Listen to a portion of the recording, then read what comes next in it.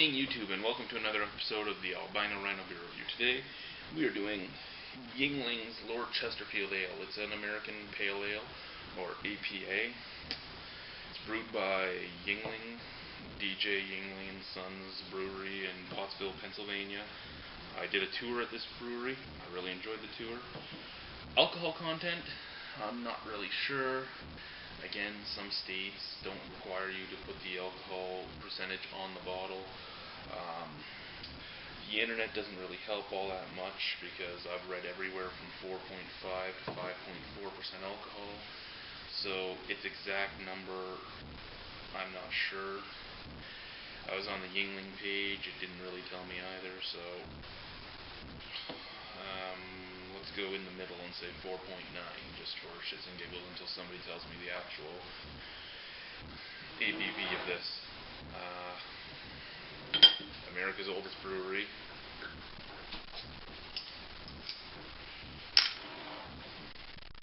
Oh, we're going to explode. No, it was a precursor to what could have happened. Because we are drinking an American Pale Ale, I decided to get an export ale cup, Molson Export. Nice old vintage cup for this here little ale. 12 fluid ounces, so slightly bigger than what you normally get around here at 354 milliliters instead of 330 to 345.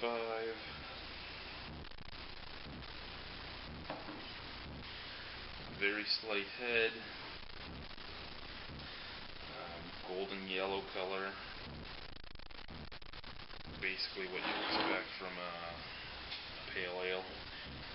Truthfully, it is paler than a pale ale should be, but it's what, in my mind, I would think of as a pale ale. I think of it to be more this color than the reddish hue that usually is associated with the pale ales. Scent-wise, very hoppy. Very, very hoppy.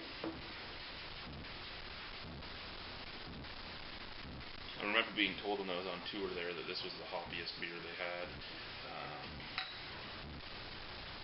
Mattering how the hops come through on the taste will matter whether or not I like it. I mean, I can enjoy a really hoppy beer.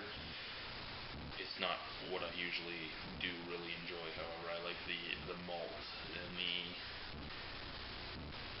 the balance more than the kick in the face hops. But scent-wise, it's not balanced. It's just hops, maybe a bit of corn in there. Let's see what she's like.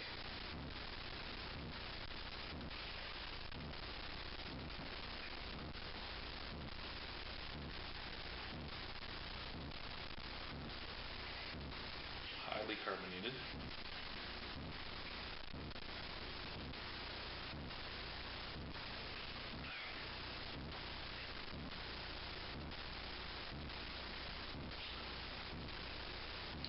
Very hoppy, but not to a fault. I mean,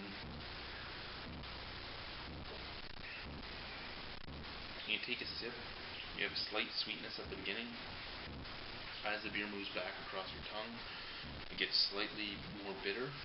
Once you swallow it, it hits about a mid-range for bitterness, and it stays for a few seconds, and then it slowly fades back down to the low range of bitterness.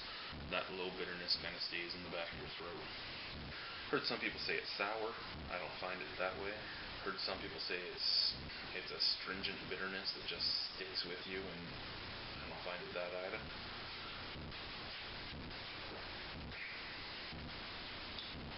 Actually, I find it kind of mellow for a pale ale. I do wish I knew the exact ABV because other than the hoppiness to it, you don't really even know you're drinking beer. I don't mind this. I like the bottle. I like the text they used for the Lord Chesterfield Ale. I like the brewery. I'm going to give this a 6 out of 10, which for me, for most pale ales, that's actually pretty good. I like the I'm going to give this a 6.5 out of 10, which, I mean, for your average pale ale, that's pretty good.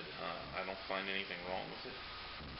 I don't find anything spectacular about it. I like it. It's too bad I can't return these bottles at my LCBOs here because they don't take them.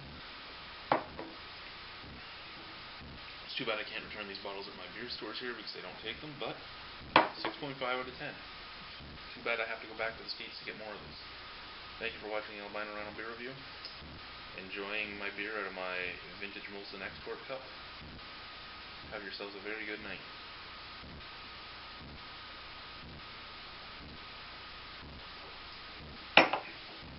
Bye.